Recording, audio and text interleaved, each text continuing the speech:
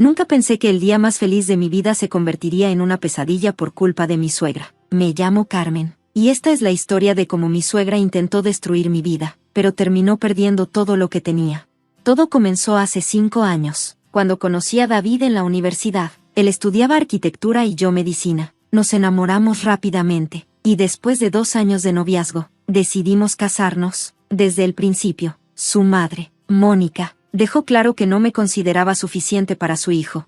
Una doctora trabaja demasiado, decía con desdén. ¿Cómo vas a ser una buena esposa y madre si siempre estás en el hospital? David siempre evitaba el conflicto. Es solo su manera de ser, me decía. Dale tiempo. Pero el tiempo solo empeoró las cosas. Cuando compramos nuestra primera casa, un hermoso chalet en las afueras de la ciudad, Mónica se enfureció. ¿Por qué necesitan una casa tan grande?, se quejó. Deberían vivir con nosotros. Así podría asegurarme de que mi hijo come bien y tiene una vida familiar apropiada. Lo que Mónica no sabía era que la casa había sido un regalo de mi abuela Teresa. Mi abuela, una mujer astuta que había construido un imperio inmobiliario desde cero, me había ayudado a comprar la casa, pero con una condición especial: la propiedad estaría protegida en un fideicomiso que ella administraba. Cariño, me dijo mi abuela, he visto demasiadas familias destruidas por el dinero y la codicia. Este fideicomiso te protegerá. En ese momento, pensé que mi abuela estaba siendo demasiado precavida, que equivocada estaba. Las cosas se complicaron cuando quedé embarazada. David estaba emocionado, pero Mónica, ella vio su oportunidad. Por fin, dijo con una sonrisa que me heló la sangre. Ahora necesitarás ayuda con el bebé, deberías dejar de trabajar.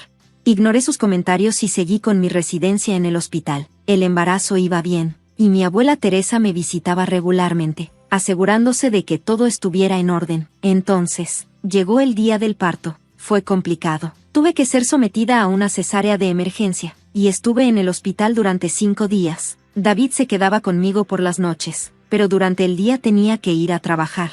Fue entonces cuando Mónica hizo su jugada. Aprovechando que David tenía un poder notarial general que habíamos firmado meses antes para algunos trámites bancarios, Mónica lo convenció de que vendiera la casa. Es por tu bien, le dijo a David. Carmen necesitará ayuda con el bebé, vivirán con nosotros, y el dinero de la venta le servirá para el futuro. David, siempre débil ante su madre, firmó los papeles de venta. La casa se vendió en solo 3 días, muy por debajo de su valor real, a un amigo de Mónica. Me enteré cuando estaba recuperándome en el hospital. Mónica entró en mi habitación, radiante de satisfacción. Ya está hecho, anunció con una sonrisa triunfal. La casa está vendida. Cuando salgas del hospital, vendrás a vivir con nosotros. Así podré asegurarme de que críes a mi nieto correctamente. Me quedé sin palabras. David estaba parado junto a ella, mirando al suelo, incapaz de encontrar mis ojos. ¿Qué has hecho?, susurré, las lágrimas comenzando a caer. Lo que era mejor para todos, respondió Mónica. Ya verás que tengo razón. En nuestra casa hay reglas, estructura. Es lo que necesitan los recién casados. Pero lo que Mónica no sabía era que yo ya había hecho una llamada. Mi abuela Teresa, que había estado monitoreando la situación desde el principio, ya había contactado a su abogado. Al día siguiente, mientras Mónica estaba reorganizando mi habitación en su casa, preparándose para su victoria, el abogado de mi abuela apareció en el hospital.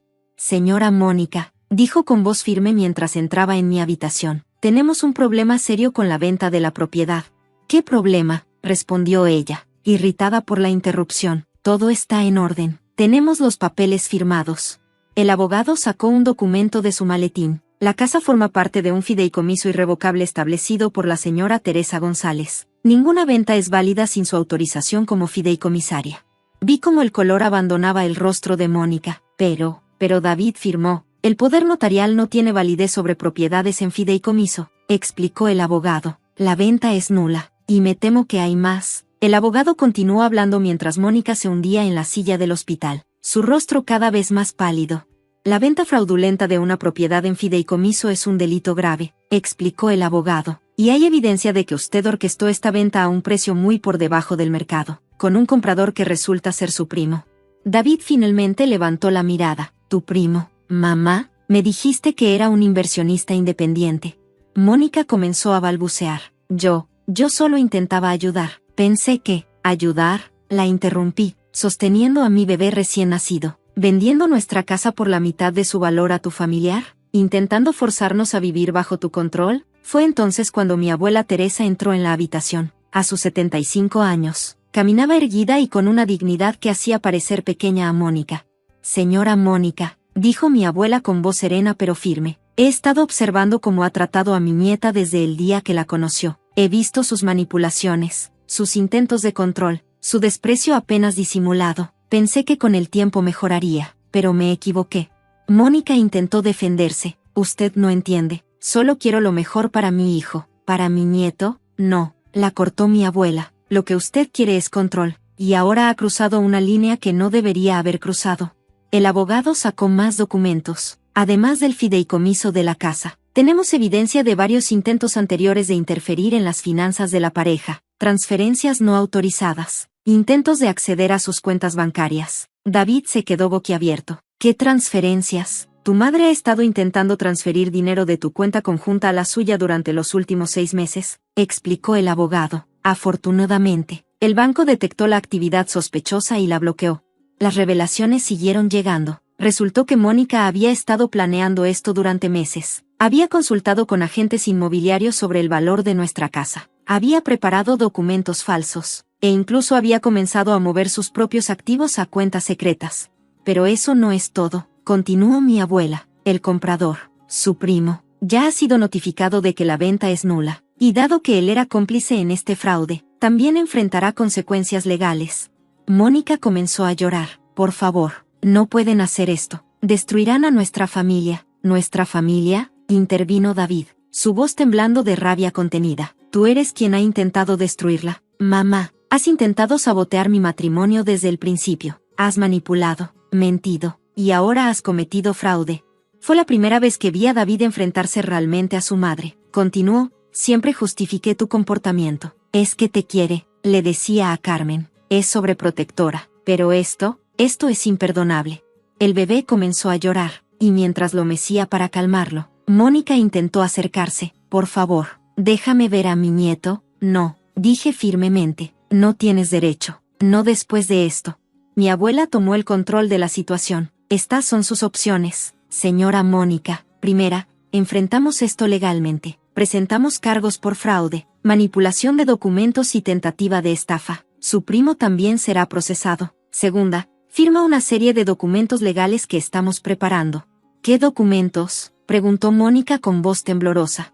Un acuerdo legal que establece que no puede acercarse a Carmen, David o el bebé sin permiso explícito por escrito, que renuncia a cualquier reclamo sobre la propiedad o los bienes de la pareja, y que pagará una compensación por los daños emocionales y el intento de fraude.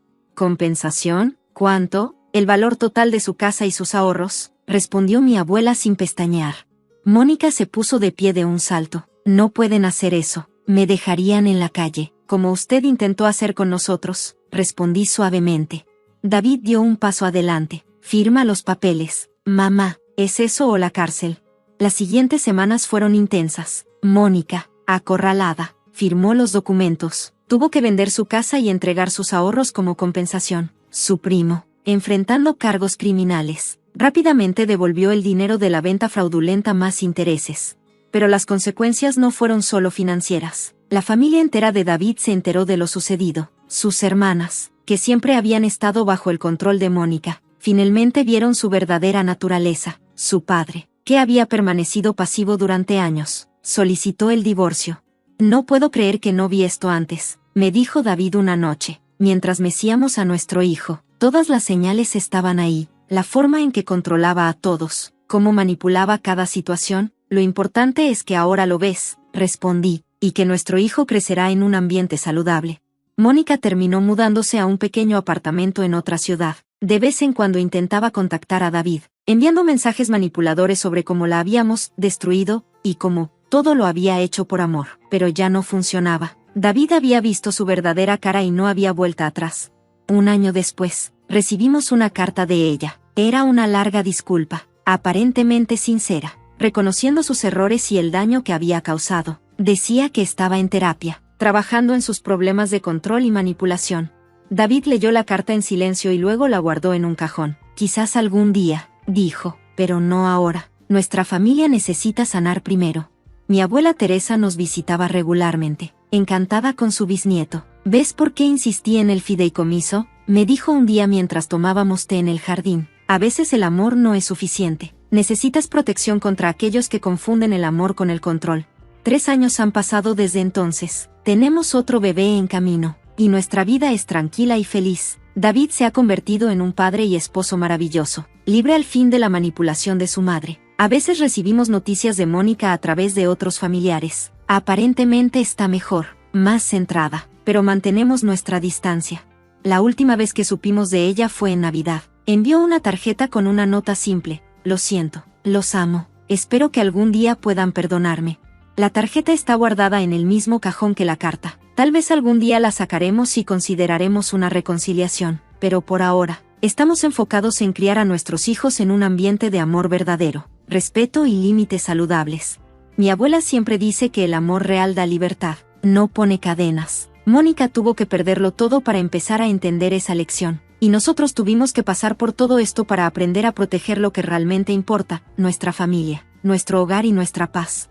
Música suave se desvanece. Hoy, cuando miro a mi hijo jugar en el jardín de la casa que mi suegra intentó quitarnos, no puedo evitar sentir gratitud. Gratitud por mi abuela y su sabiduría previsora. Gratitud por mi esposo y su valor para enfrentar la verdad. Y sí, incluso cierta gratitud hacia Mónica, porque su intento de destruirnos solo nos hizo más fuertes. Como dice el dicho, a veces tienes que tocar fondo para empezar a subir. Mónica tocó fondo, y quizás eso era exactamente lo que necesitaba. ¿Y nosotros? Nosotros aprendimos que el amor verdadero no necesita control, solo confianza y respeto mutuo.